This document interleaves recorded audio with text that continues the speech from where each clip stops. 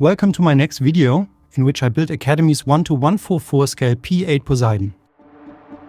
In this video, I show how to drill a few holes, how to find a tiny crew, I enjoy a straightforward paint job, apply subtle weathering, assemble very small engines and even smaller weapons, attach a multitude of antennas, and finally mount everything on a stand to display the aircraft in flight. Let's get started with the build. The box features a nice design showcasing the two P-8 Poseidon variants included in the kit. I've decided to build the US Navy version as it offers a bit more color than the Royal Australian Air Force variant. The kit boasts fine detail and excellent fit. While the panel lines are somewhat exaggerated and not entirely realistic, this actually makes them ideal for a wash. The landing gear can be displayed in either the retracted or extended position, and the weapons bay can be shown open or closed. The part count is manageable, and the instructions are clear and easy to follow. Right from the start, a few holes need to be drilled for the antennas. When working on the upper fuselage, keep the openings as small as possible, otherwise the antennas will have too much space later on.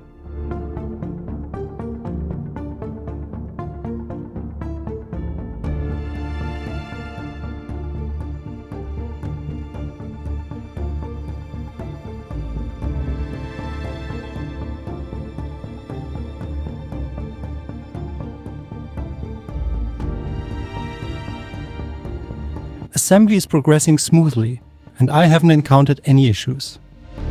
I'm priming the torpedo bay with Tamiya white, followed by a thin coat of insignia white.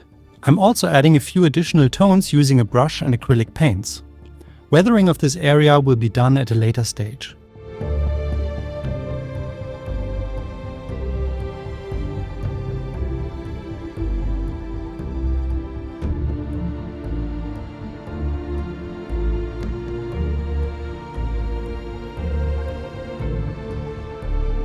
As is usually the case with models of this scale, the aircraft comes without a crew.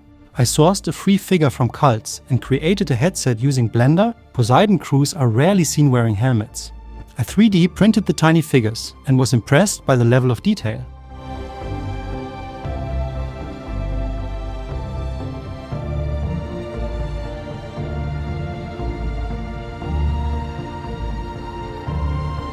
The cockpit is very basic and little of it will be visible later on, so I didn't go overboard when painting the interior and the pilots.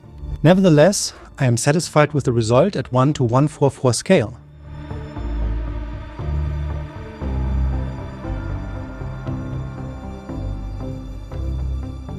All parts are now prepared and assembly of the fuselage halves can proceed.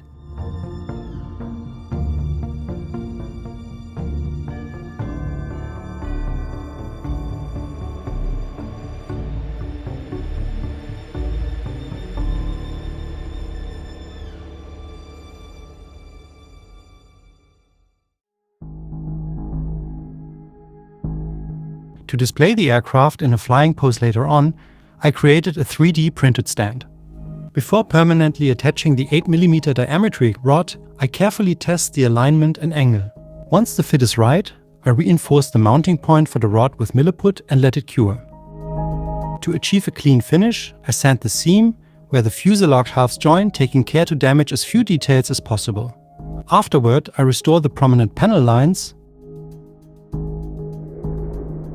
Masking off the small windows is a bit tedious, but the clear parts fit together very well.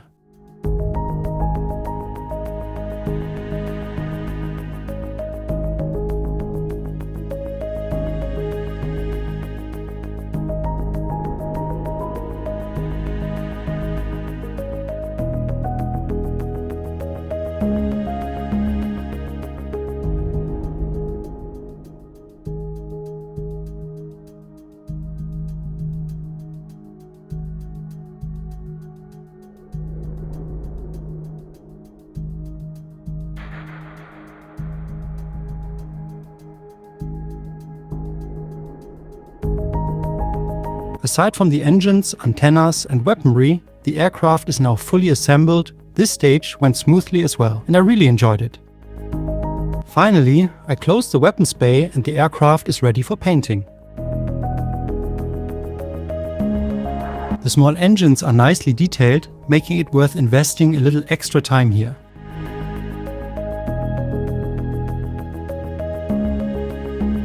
I prime all the metal parts with black. To make the coloring more interesting, I use as many different metallic shades as possible.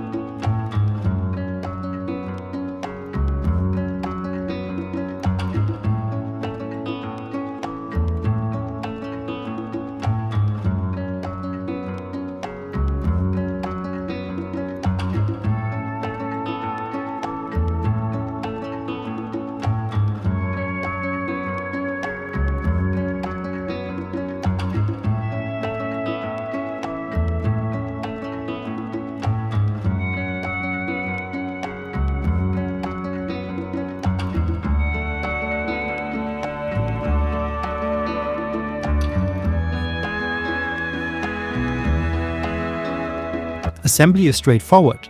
I painted most of the parts using an airbrush, but I used a brush for the engine exhaust to avoid tedious masking.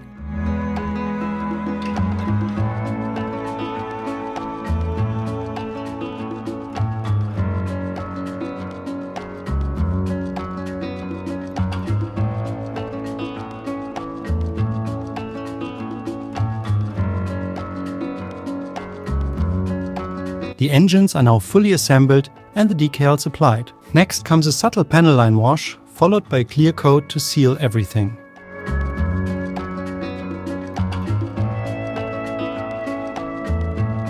The two remaining parts are aligned, and the engines are now ready for the final assembly of the aircraft. In addition to torpedoes, the Poseidon can also carry AGM-84 harpoons. Both are included in the kit. I am starting with the 5 torpedoes, each requiring a 3-color paint scheme, a real treat in 1:144 scale.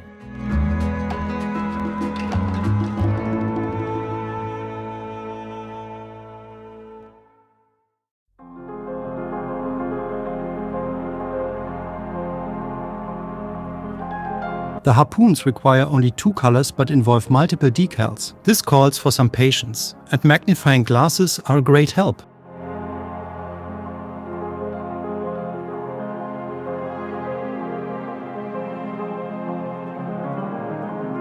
The intention is to keep the finish on the weaponry relatively clean, though a grey wash helps break up the monotonous colors a bit. A coat of clear varnish to seal them, and this stage is complete.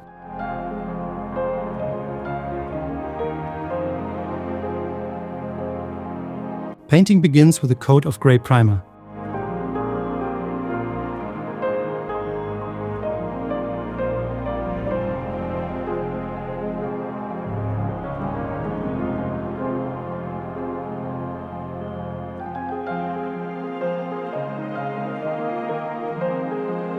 While that dries, I spray the numerous antennas with Tamiya flat white.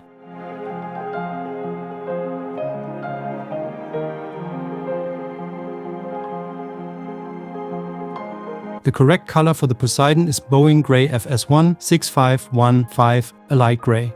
Since I didn't have that available, I decided to use light grey FS 36495, and I'm quite happy with the result.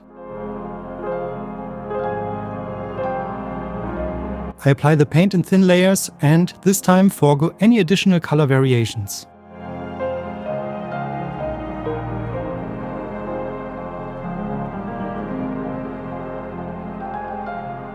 I painted the leading edges of the wings and control surfaces, as well as the nose and tires, by hand using acrylic paints.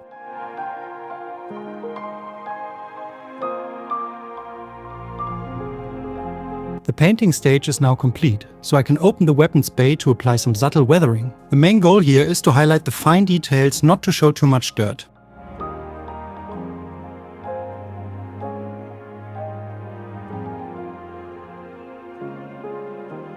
I had to make slight adjustments to the retracted landing gear during installation. It is best to attach these parts before painting to avoid damage. A coat of clear gloss varnish concludes the painting process, and I can move on to the decals.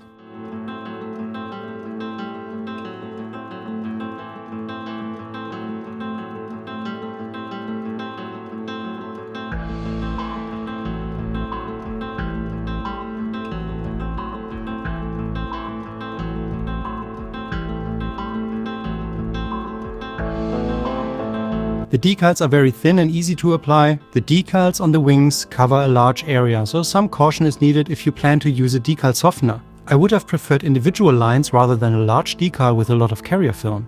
Overall, however, I managed well with the decals and the quantity was not too much.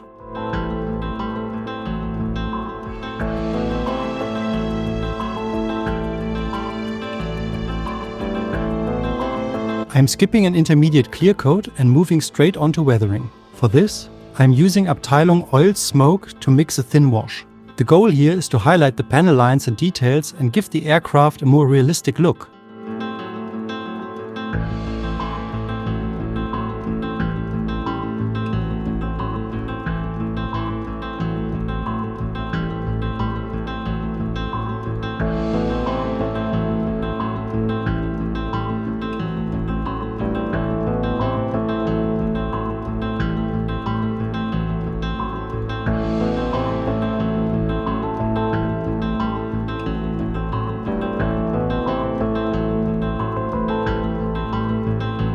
For the final clear coat, I'm using Mr. Hobby Semigloss varnish and allowing everything to cure thoroughly.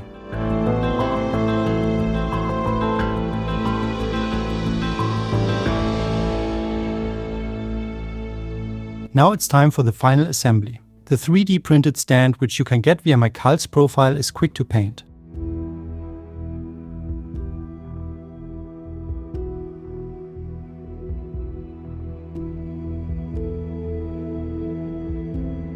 I carefully attach all the antennas, trying to keep track of everything.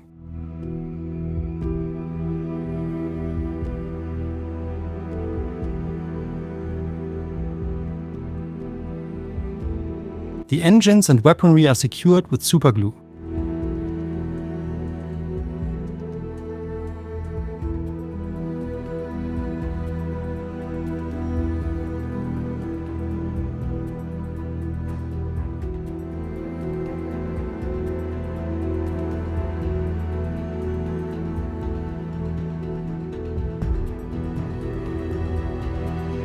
Attaching the weapons bay doors required the most patience, but I got that done eventually too.